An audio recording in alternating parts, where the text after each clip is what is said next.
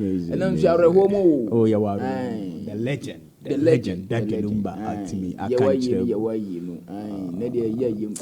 Very sad news at the Magana. Very sad news at the Magana. Me who news no millions. Because the music industry, yes. Why on the page Ghana music industry this year. A band high life, they will be piano, Daddy Lumba. And now I'm no say, we are now. Now, Bessim was all film Nani tea haircut in it, and once. And you mean to me, mint.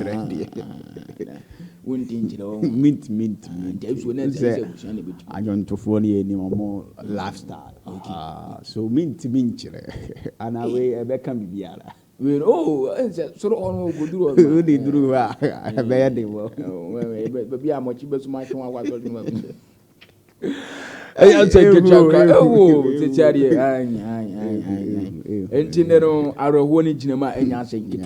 the legend. Our Ghana music industry, especially high life.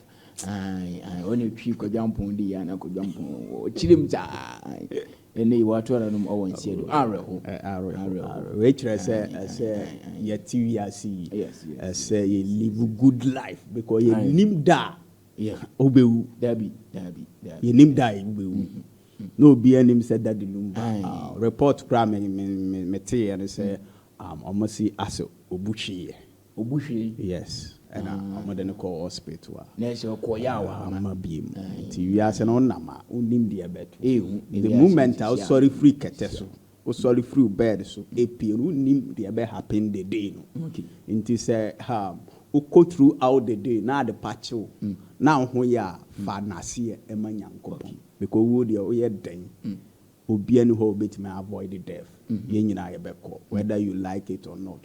Scout, scout, bia wo bia, ye 10 billions a drew obeko, no matter what a scafu, a hiafu, and crow, obio yari, obio nyari subu. To one dear, hey, normal in life. Unsaid death is inevitable. We are there ultimately prevent. Yenina could be a very sad. Say a Daddy Lumba a free moon. Okay, John Carlo and Seroti, Yancy and Copon say on Fanny Crancy. I bet you can afford it. Debbie Yanam was Simbia make us say, you will nipper be more Ghana ha. You say your mom, your mom. You see Daddy Lumba. No in kissing statue and see name we was here winner. We were winning ABC one. Yeah, come on, sir. The cheersem, what I say on one. But no in case statue no man and what I say. Ni public say, my master. Some are menu statue or Ghana high. What was the statue of Manado? Mamunian, sir. Instead of Nanado, I was it, my master say, in your statue. What I say. It my master by all means. Run about to a cashier one canine. Dear war Kumasi, and I born hakura babia, or what's my master statue call? Aye, because dear mamma, yet dear money probably move, Ghana for no. Say, what you want to know, Tien your ma. Now you to Niabra Bomu, Ghana and Edding. And to name your mono, Ayana, a 2 year for baby, 2 year for San men quiet. Yes, a 2 year for shame, could I, oh, just say. Nanyum dear, oh, Dabby. Nanyum ya or did you scripture me near the idea? Yes. May say, Mamma, dear, nanyum dear. Until Mamma saying yes statue. Oh, then Lumba no yes statue because said you what Gigana for no. Yancy, Yamana film. It's a word film we sister to cry. Oh, said Billions Ghana, I say, Obiwa. Now, Fina, a cannon once. But ni panetiasi and instead senka ebe kana honsempa na yankan. Wa na oh Daddy Lumba ye say oh ese man stage barrier ese ye ni say ye but otiase no de na ye man no. Ni pane de wu ko de obeye bia nya de obehu. Na chi asem ba se otiase no na nka ye bibi edema Daddy Lumba the legend. I believe say nka okoi obetimi area kai. Ba sabre wa wu ya nya hwiama no. Atase into oya kura na ya yeti ase na ebehu ono de onhu hwe woni pa bi mo Ghana yen sisi omu nyina statue yen sisi omu nyina statue because ni ji omu de abere no ni kwan on fa so omu gusu omu boaye no me the mama study and sin statue comment as you statue na koye politicians nkwa na yesi yes you statue me say bia me kan say en ntiabu say bia na emom o de wo ba ha bia fa che bet na na do statue ze ni kwan kan musi ata why say mama say yes statue more than another yes because na do ba Ghana say Ghana ye din de na ni Paul no say nkunan ema youth no na yetimi kutakuta ya humu ade move forward na mama Esther nyuma yes mama Esther utie no nyuma na no nyum no hye nkuran sa na nyum no pushu say we are sim awie ye wata che koso na fight na be ye ai ne nyum nkuran hye de be mawo no anya asem kitwa ti mama Esther say nya statue kase Esther Smith mo no omo ina nya statue even ne nyum we Goliath be ko ama David ya baba duru entina how bia wom ate pu ni pa bia we Goliath tu su bia no be kwa ma che won so no sa ni pa we nya statue ya kusi na adu statue o se dia si bia hwe na ntete no nya dabi wo de tie de Lumba nyanda dina trust na tie de Lumba ne nyum etu fo che unkuna don so emomu ti adofo timi dido ne tini ye wa se anuro ti to tia no miamia ni na be mo nsi ni statue mo na wawi sad wa say I was a Muslim statue one crying kutu no one kasa ko akotwa ahomam as a statue ni ya on veli se bibia ese oboye manu now say Ghana music industry ni kwa no won say you say ya ban no we kwa ya ban no won say one asi yes Ghana music industry no omo no mu yeska no mati enti aban no o won say wusi aban so there be scan there bi wo aban ho enti aban ye sewa sibi mama master odi enkasua akwa ma asase besi no ai so run about one pe ba ko na si no be you run about kutu fe nesi mama master statue famai because my many dear why me say ezo ko me dem ani mfo yin bubo sa nkran sa mama ye ni semi yes na nyom de touch eti mama ye hia statue de Lumba no hia statue manye mama na bon very sad so mbet rasia bibia to wawie no afina ombe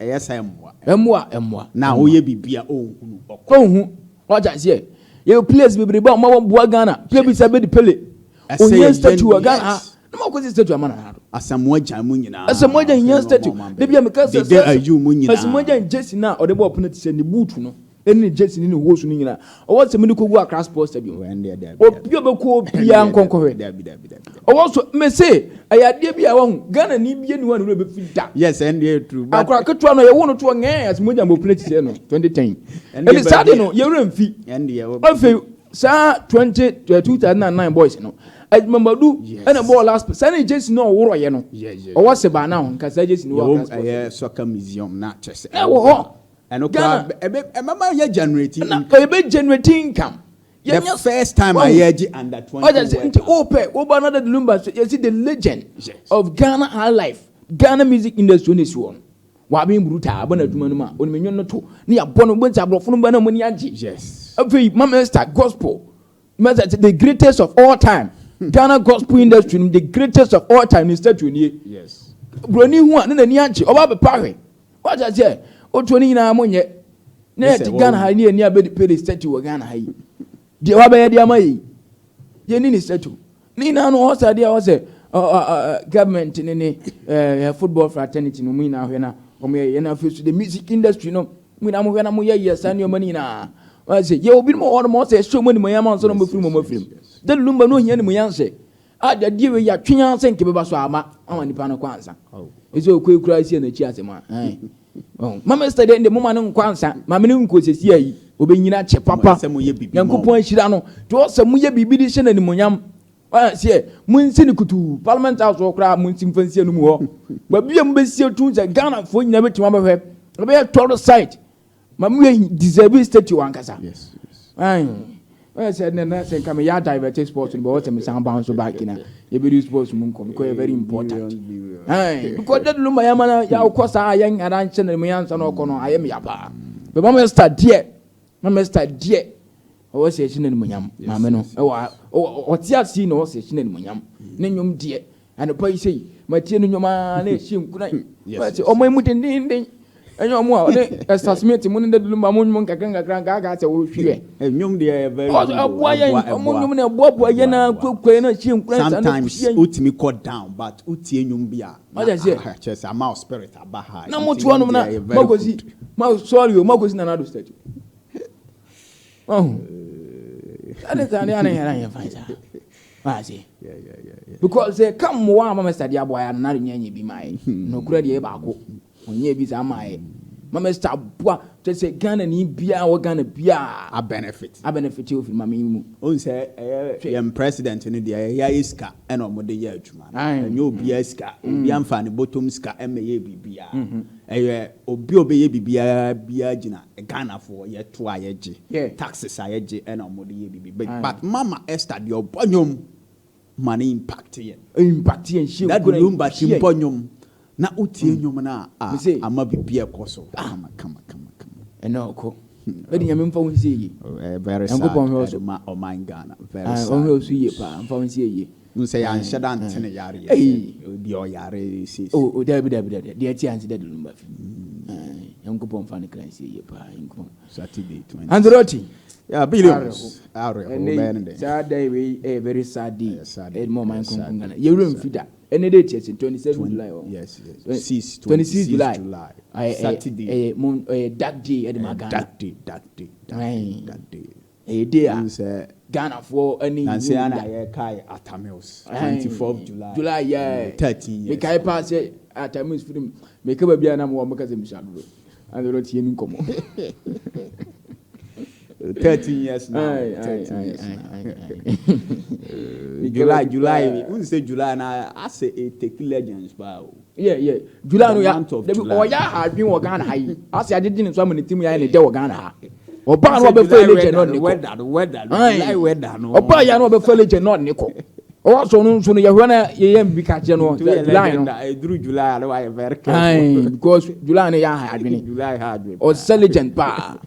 Utimi betu ye ni ye present to take kumya so bi si da July obetam ko better what's that time we are legend ye high life legend then Lumba ye yes be sister to yen sister to no wa ba fa no ko ye sister to awa ba fa no ko yi se se bon se e be se kwam nkruma de ni kwam nkruma wu ya nsa na ye si yes to be say we say we that Lumba de ye si museum man and you be ko na ni pictures some man state barrier na because I'm peace be deserve 100%. Peace be mutimu ne e pese more state barrier. On man the Lumba state barrier. I say man state barrier. Na say chuba ball man state barrier. Yes. The Lumba deserve state barrier. Yes, we deserve it because we legend. Wasumo my Ghana. Mama fu ni aje. Ni statue na manzi ahame. Ahampa. No mama study ni de munsi. Munsi o one Esther Smith. Ene nka ba kugina an ba kugina ha. Munsi o mu mienu. And the roti yemura mo na nsi. Yeah, billions